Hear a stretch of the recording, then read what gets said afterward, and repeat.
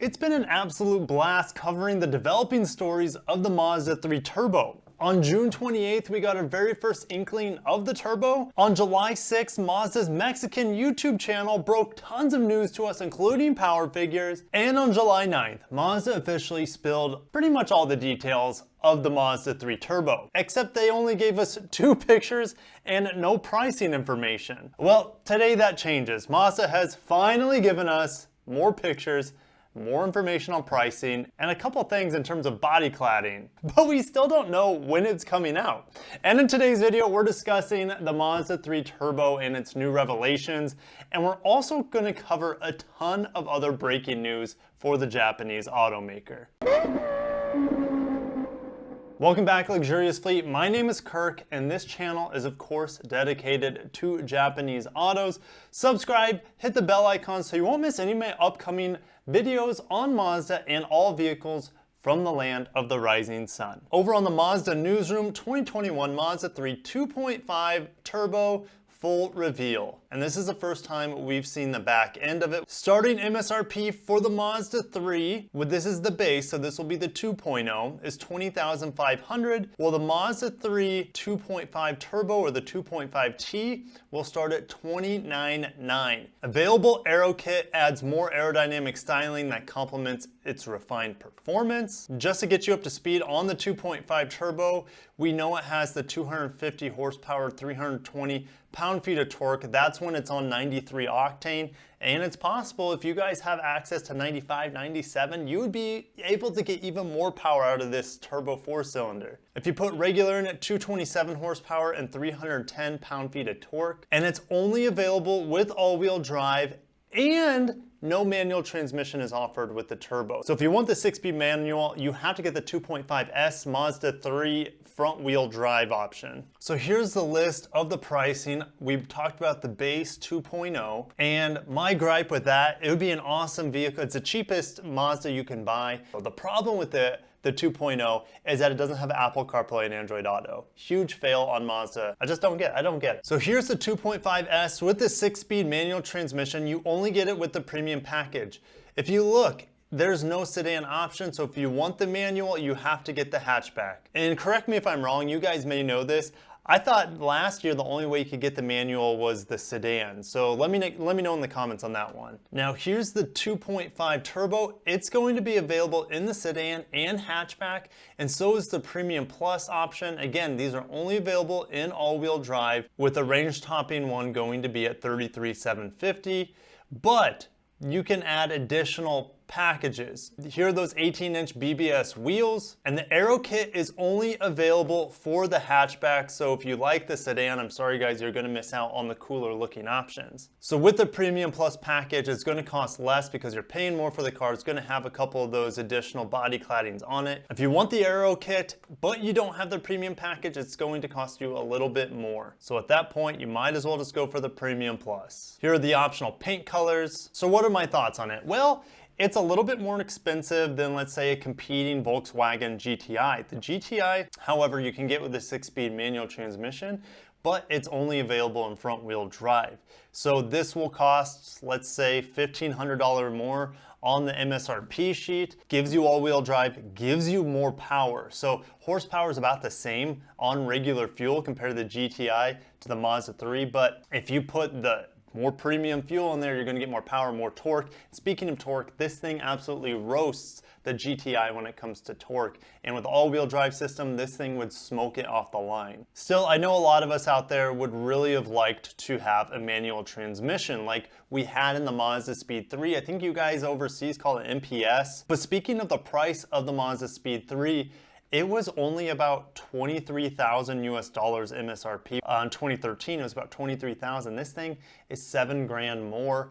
Yes, it's a better car. It's going to be faster potentially with all the torque that it has as all-wheel drive, but no manual transmission. So there's a give and a take here. I know this will be a very popular car with enthusiasts, and I can't wait to see what you guys think of it in the comments below. But like I said, we have a lot more Mazda news today, so let's jump into it. Over at Motor Trend, the Mazda MX30 will launch as a hybrid, not as an EV. It's coming to Japan this fall. The hybrid will get the jump on the electric version. To summarize this, I'm not going to read through it. To summarize it, excited. Mazda came out with the MX30 at last year's Tokyo Motor Show. It was exciting because it was the first ever EV announcement from the Japanese automaker. And the range numbers people were pretty disappointed about. I believe it's in the lower 100s, around 120, somewhere around there. And that's miles. We're never gonna see this come to America as an electric car. It will be debuting as an electric car later this year in Europe. And it probably will in Japan later this year as well, but it's gonna initially come out in Japan as a hybrid,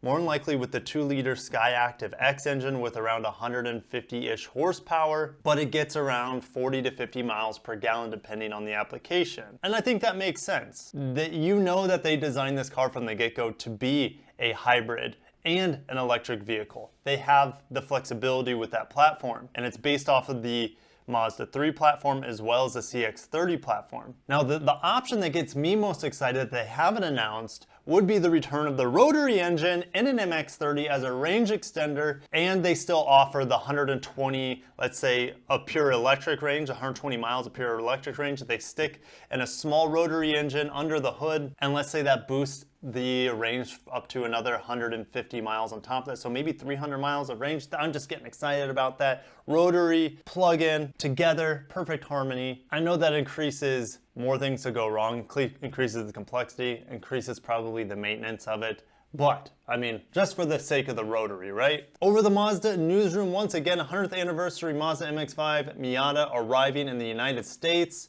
It is hitting Japan first, and I just love this picture with one of their first ever Mazda vehicles here, which was kind of like the spiritual successor to the MX-5 Miata. It will be available in both the hardtop convertible, which is the RF, and the exclusive red soft top, which you can see right there. This commemorative Miata will share Grand Touring trim level features, which is the highest end feature spec. 100th anniversary special edition MX-5 will have a starting MSRP of $32,670 and will be arriving in dealerships later this year. Soft top goes for $32,600, hard top goes for $35,400, and that's in the manual transmission. I'm not gonna mention the automatic pricing because, yeah. Now that we have pricing for the Mazda 3 and we have pricing for this 100th anniversary MX-5, what would you guys get? You know, if you only had one car, obviously the Mazda 3 would make sense, all-wheel drive, lots of torque, very quick, but the smiles per miles you get on an MX-5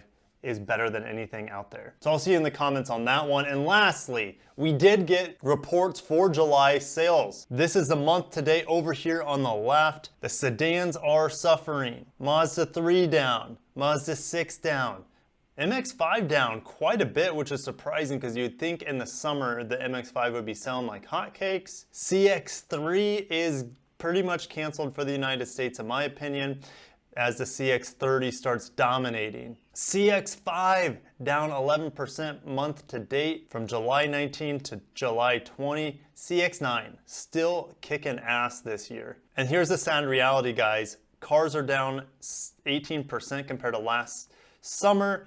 Trucks are up 11%. And then going to the year to date, the bigger scope of things, cars are down about 35%. SUVs are up 8%. Overall, a down percent of only 5.5%. Guys, that's not bad. If we look at this, month to month, they're up 3% compared to last July, and then they're only down 5.5% compared to last year to this year.